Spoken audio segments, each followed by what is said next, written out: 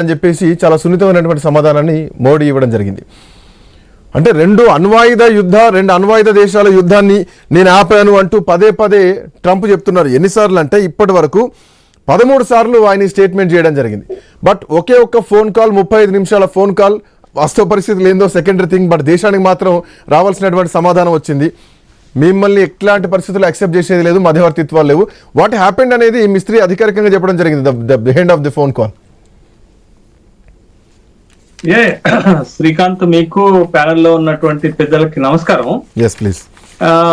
Donald Trump రెండోసారి America అధ్యక్ష బాధ్యతలు చేపట్టిన తర్వాత మనం అందరం మాట్లాడుకున్నది ఏంటంటే, మోడీకి ట్రంప్ కి చాలా చాలా కార్డియల్ రిలేషన్స్ ఉన్నాయి, క్లోజ్ రిలేషన్స్ ఉన్నాయి. ఆ రిలేషన్స్ తోటి భారత్ కి చాలా మేలు జరుగుతుంది, అట్ ద సేమ్ టైం అమెరికాకు కూడా భారత్ వల్ల చాలా ఉపయోగం జరుగుతుంది అనేటటువంటి విశ్లేషణలు పెద్ద ఎత్తున జరిగినాయి.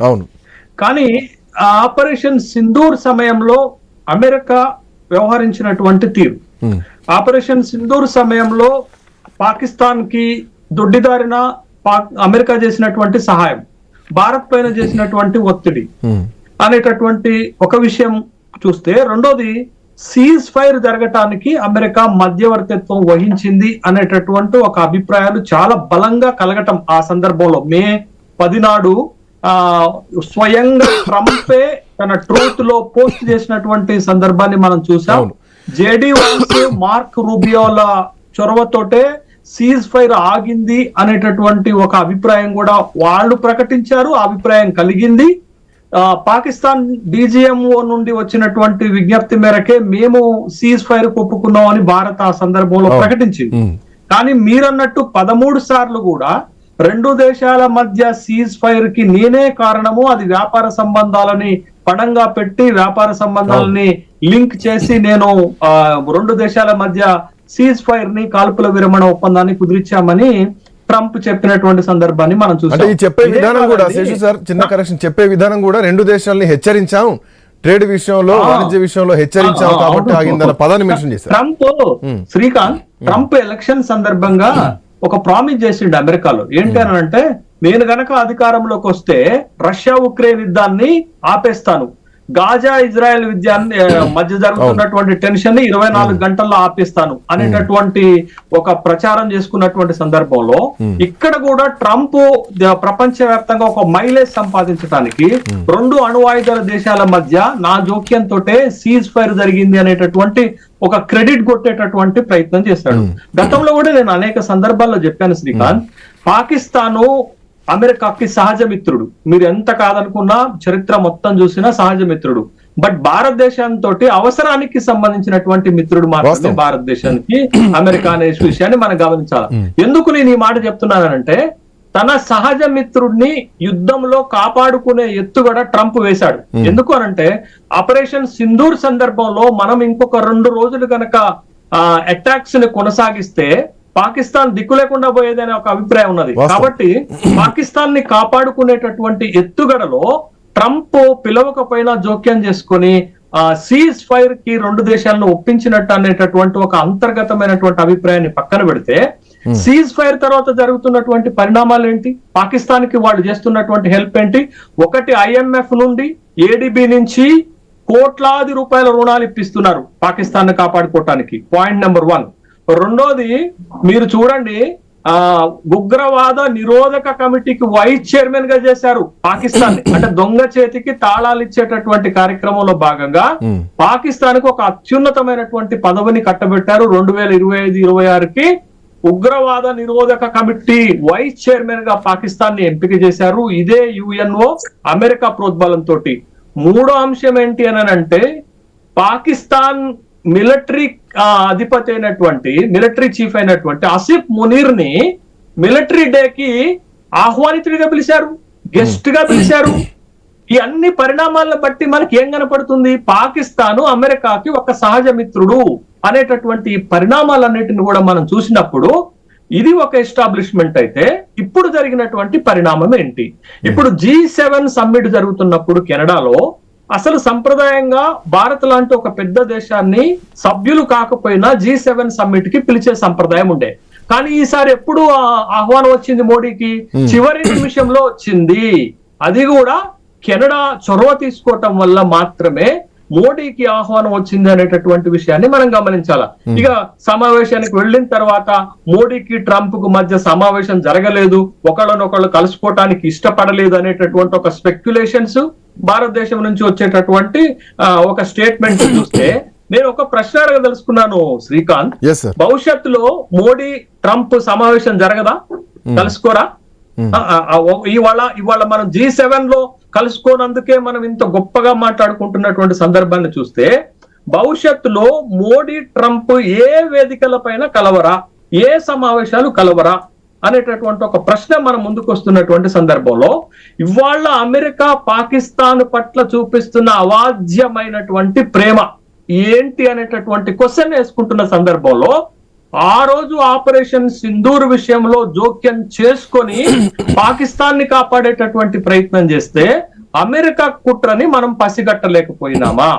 భారత విదేశాంగ విధానం ఇప్పటికిచ్చేటటువంటి ఒక స్పష్టత ఏంటది? మన వైపు నుంచి మాత్రమే స్టేట్మెంట్స్ వస్తున్నాయి తప్ప ఒప్పుకోమనండి. పాకిస్తాన్ మీద శ్రీకాంత్ నేను ఒక క్వశ్చన్ అడుగుతున్నా, నేను ఒక ప్రశ్న అడుగుతున్నాను శ్రీకాంత్. ఇదే అమెరికాను ఒప్పుకోమనండి, మేము సీజ్ ఫైర్ విషయంలో పాకిస్తాన్ కి భారత్ కు మధ్య వ్యవహారం నడపలేదు, వాళ్ళ ప్రమేయం మేరకే, వాళ్ళ DGM వాళ్ళ ప్రతిపాదన మేరకే భారత్ ఒప్పుకుంది. ఇవాళ సరే పాకిస్తాన్ DGMO నుండి ఒక ప్రతిపాదన భారత్ కు వచ్చింది, సీజ్ ఫైర్ మీరు కాల్పుల విరమణ చేస్తే మేం చేస్తామనేది. ఎందుకు ఒప్పుకోవాల్సి వచ్చింది? మన లక్ష్యం ఏంటది? ఆపరేషన్ సింధూర్ లక్ష్యం నెరవేరిందా? ఆపరేషన్ సింధూర్ కి కారణమైనటువంటి 4-5 తీవ్రవాదులు ఈ రోజులకు కూడా మనం పట్టుకోలేకపోయినాం కదా. ఎక్కడున్నారు ఆ తీవ్రవాదులు? ఇవాళ మనం ఆపరేషన్ సింధూర్ ద్వారా అటాక్స్ చేసి అక్కడ ఉన్నటువంటి ఉగ్రవాద స్థావరాలను నిర్మూలించాం, కాదనలేదు. కానీ దేశంలోకి జొరబడి ఇవాళ మీకు బైసరన్ లో 26 మంది ప్రాణాలు తీసినటువంటి ఉగ్రవాదులు ఎక్కడ? వాళ్ళని మనం ఎక్కడ పట్టుకోగలిగాం? వాళ్ళని ఎక్కడ మనం చంపగలిగామా, శిక్షించగలిగామా?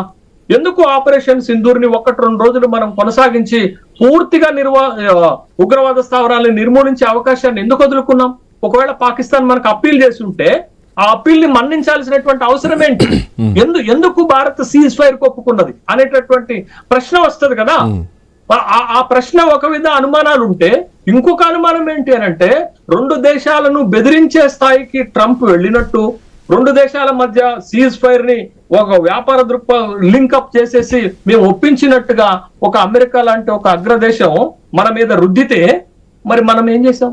మనం ఎందుకు అంత ఇప్పుడు ఖండిస్తున్నటువంటి తీవ్ర స్థాయిలో ఆ రోజు ఎందుకు ఖండించలేకపోయినాం అనేటటువంటి ప్రశ్నలన్నీ మన ముందుకు వస్తున్నాయి కదా.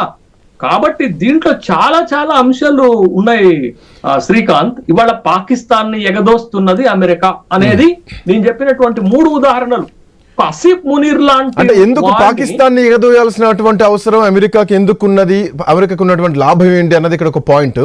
అంటే దీనిలో ఇంకొంచెం నాకు టెక్నికల్ అంశాలు కూడా కొన్ని క్వశ్చన్స్ ఉన్నాయి. ఐ థింక్ అది చౌదరి గారిని అడుగుతాను, మేజర్ చౌదరి గారిని. బట్ బిఫోర్ దట్ ఎందుకు పాకిస్తాన్ ని అంత వెనకేసుకు రావాల్సినటువంటి అవసరం ఏమున్నది శేషు సార్? పాకిస్తాన్ లో ఏమైనా పెట్టుబడులు ఉన్నాయా? పాకిస్తాన్ తో ఏమైనా అవసరం ఉందా? పాకిస్తాన్ ఎందుకు రెడ్ కార్పెట్ పరచాల్సి వస్తుంది అమెరికాకి? మీకు 1947 నుంచి 2 దేశాలకు స్వతంత్రం వచ్చిన దగ్గర నుంచి గనక మనం చరిత్ర పరిణామాలు కనుక చూస్తే పాకిస్తాన్ ఎప్పుడు కూడా అమెరికా వైపే ఉంది, అమెరికా ఎప్పుడు కూడా పాకిస్తాన్ వెనకాలనే నిలబడింది.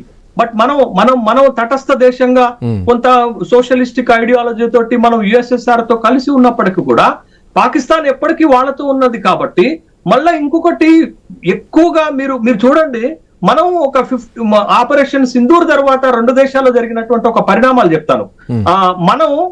మన డిఫెన్స్ బడ్జెట్ ని 50% పెంచితే at the same time Pakistan కూడా డిఫెన్స్ బడ్జెట్ ని 20% పెంచుకున్నది. మొత్తం మనం అనేక దేశాల నుంచి ఆయుధాలు కొనుగోలు చేస్తుంటే ఒక పాకిస్తాన్ మాత్రం మొత్తం ఆయుధాలను అమెరికా నుంచే కొనుగోలు చేస్తుంది.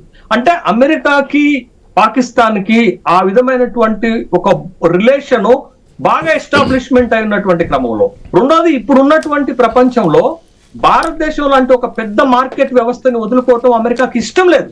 కాబట్టి తనకి ఇష్టం ఉన్నా లేకపోయినా భారతదేశంతో ద్వైపాక్షిక సంబంధాలని కొనసాగించాల్సినటువంటి అవసరం ఉంది. కాబట్టి భారతదేశంతో ఏమో సంబంధాల విషయంలో నటిస్తుంది, పాకిస్తాన్ విషయంలోనైతే ప్రేమ చూపెడుతుంది అనేటటువంటి విషయాన్ని మనం గమనించాలి. కాబట్టి ఆ విధమైనటువంటి ఎక్స్టర్నల్ అఫైర్స్ స్ట్రాటజీ మనకు ఉన్నప్పుడే మనం ఈ అంతర్గతమైనటువంటి కుట్రలు మనం ఛేదించగలుగుతాం కాబట్టి ఇక్కడ మనం ఎంత కాదనుకున్నా సీజ్ ఫైర్ విషయంలో అమెరికా డైరెక్ట్ గానో ఇండైరెక్ట్ గానో జోక్యం చేసుకుంది అనే అభిప్రాయం భారతదేశ ప్రజల్లో నాటుకుపోయింది. మేజర్ చౌదరి గారు, చౌదరి సాబ్, ఇక్కడ కొన్ని పాయింట్స్ అంటే అమెరికాకి ఎందుకు పాకిస్తాన్ అంటే అంత ప్రేమ, ఎందుకు పాకిస్తాన్ వెనకేసుకొస్తోంది, నెత్తిలో ఉన్నటువంటి కిరీటాన్ని కాళ్లకున్న చెప్పులను